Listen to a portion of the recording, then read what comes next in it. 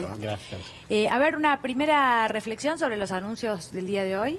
Sí, básicamente creo que van en dos direcciones, ¿no? Una, fondear la parte fiscal para distribuir y equilibrar la parte externa, ¿no? Con actividad económica. Pues esto sería un poco...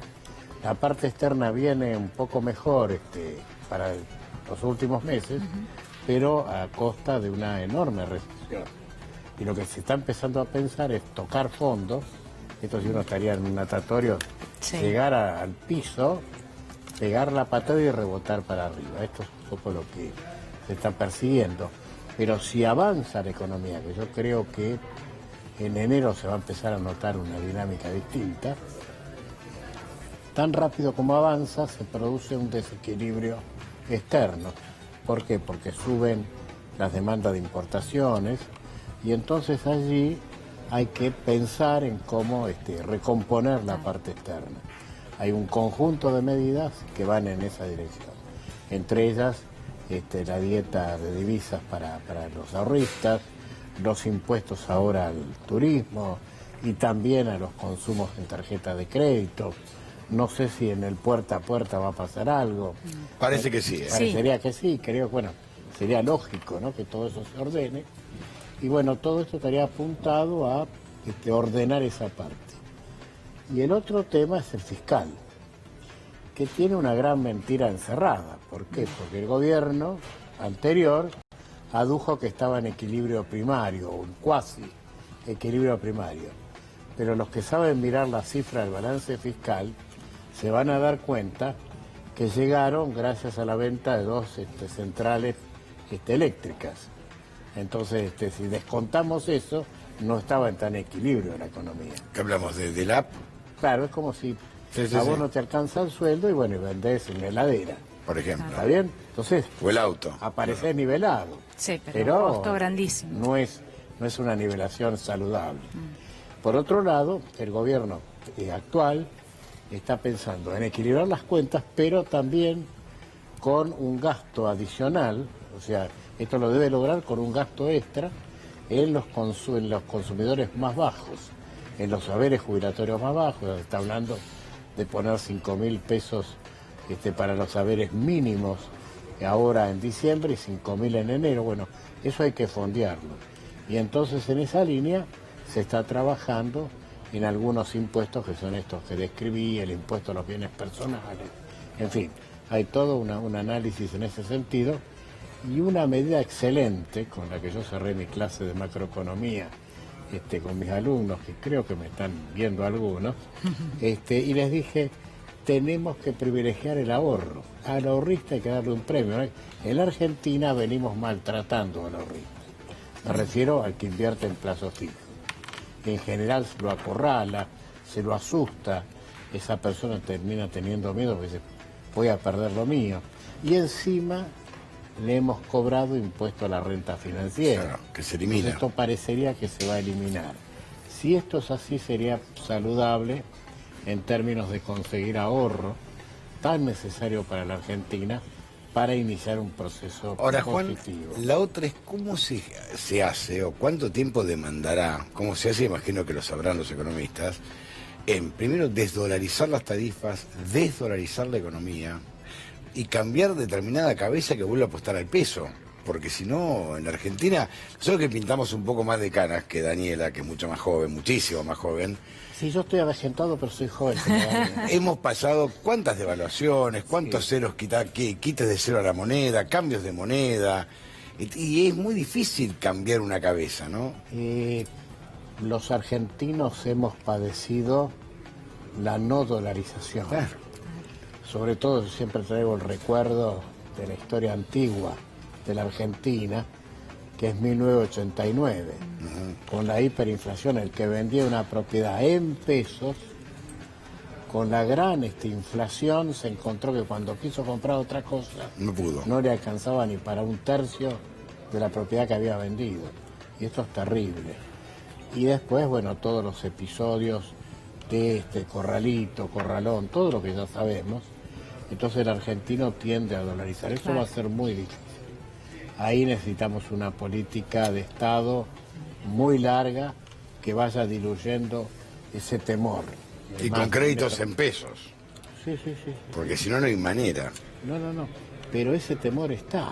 Yo inclusive lo manejé precisamente este cuatrimestre, ¿no? Muchos alumnos decían, va a haber corralito, va a haber corralón, Es verdad. van a incautar esto, va a pasar tal cosa.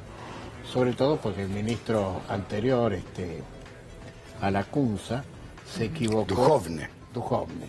Se equivocó, hizo lo que la ciencia dice que no hay que hacer, tocar el sistema nervioso. Desde que asumió creo que lo hizo. Sí, pero digo, en el momento que toca el sistema nervioso, para ser claro, es como hacer un conducto sin anestesia, ¿no? Sí. En el toco del sistema nervioso uno pega un salto, fue el reperfilamiento de las letras. Eso es terrible, terrible, sobre todo porque había empresas que habían por ahí invertido para pagar sueldos. Entonces, eso solo trajo una conmoción. Todo eso hay que evitarlo a futuro, eso va a demandar mucho tiempo. Ahora, el alivio, para mí, mi perspectiva, y quizás estoy pecando un poco de optimista, mi perspectiva es que en enero se va a sentir una pequeña reactivación. Estamos hablando de un plazo Corto. bastante corto, ¿no? Sobre todo porque, insisto, creo mucho en el dinero en el bolsillo de las clases menos pudientes. Esas clases no van a comprar dólares a la calle San Martín. Esas clases no se van de viaje al exterior. Esas clases consumen en la Argentina. Y esto puede ser virtuoso, rápidamente virtuoso. Bueno, hoy yo me preguntaba, porque sabemos que hay un sector que es aquel que ya tenía planeadas las vacaciones, que no le ha ido tan mal, que se puede ir de vacaciones al exterior y ahora dice, me van a cobrar el 30% más, me sale carísimo, ya era carísimo, ¿no? Con $1.60. Pero lo cierto es que, tratando de llegar a esas personas y de explicarles que de pronto si es un dueño de una pyme a la que no le fue tan mal, digo, por ejemplo, esto reactiva el consumo y rápidamente vuelven ingresos.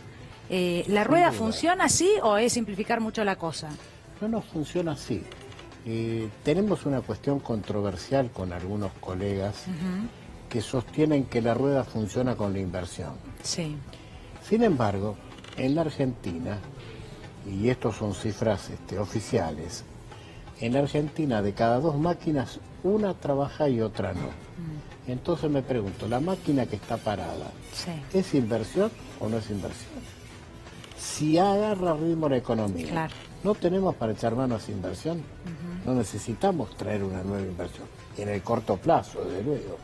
Una vez que activamos eso, y el proceso se vuelve de vicioso a virtuoso, de receptivo a activante, ahí puede venir nueva inversión. Lo que pasa que muy bien nos apuntan, y esto antes se devolvía con ganancias o se descontaba de ganancias, ¿no? Y esto ahora no va a ser así. Es un 30% más que se paga y ya no vuelve. Estamos en una situación fiscal muy comprometida. No nos olvidemos que tendríamos que hacer inclusive alguna reserva de valores, porque digo, si llega a fallar el tratamiento con la deuda, ojalá que no, pero yo escribí recientemente un plan B. Digo, tenemos que tener preparado un plan B, y para el plan B hay que tener recursos. Yo aprendí siendo funcionario público en Hacienda que cuando uno tiene plata en el bolsillo negocia con más fuerza. Sin plata uno pierde la negociación. No tiene un hueso con carne para decirle a la que mira, te puedo dar esto. Y entonces con ese hueso con carne la que dice, acepto una estirada de plazo a condición de que me des algo de plata. Entonces tenemos que prepararnos para tener dinero, en el plano externo y en el plano interno, ¿no? Creo que es saludable. Ahora, Juan, digamos, ¿se sabe realmente el estado real de la economía hoy? Yo diría que sí, el estado es caótico, ¿no? Es decir, nadie lo quiere decir, pero la Argentina está en default. Claramente, falta decirlo, es como una pareja que se lleva mal y falta que se separen. Pero realmente, es de manual que si se separaron no va a traer sorpresa. ¿Qué sorpresa habría si se declara el default? Ninguna. Por supuesto a la Argentina no le conviene, al mundo no le conviene, y entonces simulamos un no default. Pero la realidad es que tal como está el flujo de pagos hacia adelante, la Argentina no lo puede sustentar, no puede hacerlo. Entonces, de alguna manera, hasta acá vino aguantando con el respirador artificial. ¿Cuál es ese respirador artificial? El Fondo Monetario. Ahora, bueno, el gobierno ha dicho los 11.000 que faltan no los quiere. Algunas malas lenguas dicen que el fondo tampoco los quiere dar. Sí. Bueno, sea como sea, la realidad es que tiene que haber un punto en el que tenemos que vivir con lo nuestro, volver a Aldo Ferrer, generar nuestros ingresos con nuestro esfuerzo y a partir de allí empezar a ser un país productivo y sustentable. Ahora, digamos, por eso decimos que es un cambio radical de modelo. Y implementarlo, instrumentarlo va a llevar un tiempo y ver los beneficios de este modelo van a llevar varios meses. Y los argentinos se van a tener que acostumbrar al cambio y entender que lo anormal era lo otro. Muy lamentablemente, uno se va haciendo a la idea que lo anormal es normal. Y este es un error. Y no es normal un país que cayó 18 meses corridos su industria. No debe haber país en el mundo, es en serio, no creo que... Creo que ni siquiera un país en guerra, o solamente patrimonio de países en guerra. Un país en guerra tiene una política keynesiana de guerra y produce armamento. Por ejemplo, y sigue produciendo, es la famosa frase manteca o cañones, ¿no? Exactamente. Que lo decía Paul Samuelson. Claro, lo que uno dice es, pero la Argentina llega a un nivel hoy que no está en guerra, con una economía de guerra, es algo un absurdo, es algo pero lo impensable. disimulamos muy bien. No estamos en guerra. Y hemos vivido cantidad de economías de guerra los argentinos. Totalmente, por eso digo, pero el problema de los argentinos es que de pronto tomamos como normal lo que no debiera ser normal. El objetivo nacional es crecer. En todo país. El objetivo de todo país es crecer. Pero no tengan dudas, es decir, hay 4 objetivos que explicamos en la macroeconomía el primer día de clase. Y uno es el crecimiento. La estabilidad, el empleo y el bienestar, son las 4 cosas. Y están vulneradas esas 4 cosas. La estabilidad, en un ritmo de 60% de inflación anual, re vulnerada. Juan, y si hay algunos del otro lado que en este momento se preguntan y dicen, pero ¿cómo? ¿Y de dónde sale todo este dinero? O lo ven antipático. O lo ven antipático y dicen, no, pero bueno, pero probablemente si hubiéramos esperado un poquito más funcionaba lo que proponía el gobierno anterior. ¿De dónde salen los 5.000 pesos para el bono, 5.000 pesos para acá, para allá, los medicamentos bajan? Esto termina en colapso. No está fundido el Estado y ahora dan 5 Y ahora aparece todo este dinero, asistencialismo y lo que siempre se critica, ¿no? A la maquinita. Claro, lo que yo digo es, primero, estoy convencido que con la maquinita va a descender la inflación. Esto, si lo podemos mostrar hacia adelante, yo prometo dar una conferencia de prensa en la 9 de julio, imagino con 4 millones de personas, porque va a ser interesante. Va a ser algo extraordinario. Pero creo que va a suceder. Espero que suceda, por otro lado. La ciencia dice que puede suceder. Y lo otro es muy simple. Hasta acá, ¿qué vinimos haciendo? ¿Quién financiaba al gobierno? Prioritariamente la gente más humilde, a través del pago del IVA. Bueno, eso hay que ir eliminándolo en esas capas. Ahora alguien lo tiene que financiar. Claro.